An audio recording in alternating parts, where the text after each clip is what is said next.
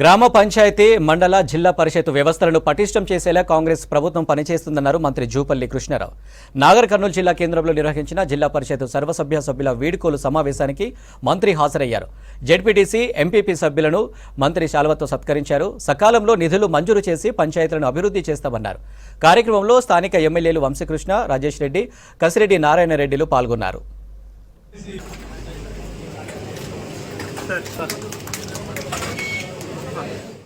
ప్రజలు అవకాశం ఇచ్చిన కాంగ్రెస్ పార్టీకి.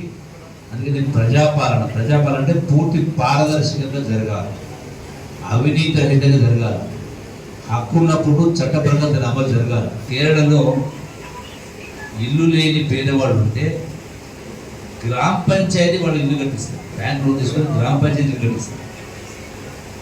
వచ్చే ఆ తర్వాత ఆ గ్రామ పంచాయతీకి వచ్చే నిధుల ద్వారా ఈఎంఐ పేమెంట్ చేస్తారు. అందుకనే ప్రజాస్వామ్యంలో ఈ యొక్క గ్రామ పంచాయతీ వ్యవస్థను, మండలం, జిల్లా పరిషత్ వ్యవస్థను పటిష్టం చేసి అధికారాలు ఇచ్చి నిధులు ఇచ్చినప్పుడే ఒక సార్థకత ఉంటుంది.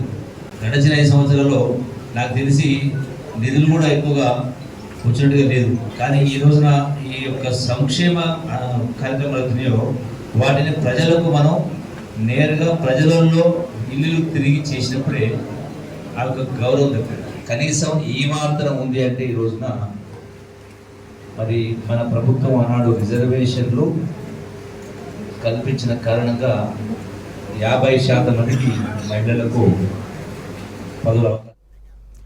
భువనగిరిలో జిల్లా ప్రాదేశిక నియోజకవర్గం సభ్యులు, మండల పరిషత్ అధ్యక్షుల వీడ్కోలు సమావేశానికి హాజరయ్యారు కాంగ్రెస్ ఎమ్మెల్సీ తీన్మార్ మల్లన్న. నిరుద్యోగుల సమస్యలను పరిష్కరించాలని ఎమ్మెల్సీకి వినతి పత్రాన్ని అందజేశారు బీజేపీ నేతలు. సానుకూలంగా స్పందించిన తీన్మార్ మల్లన్న సమస్యల పరిష్కారానికి కృషి చేస్తానని హామీ ఇచ్చారు.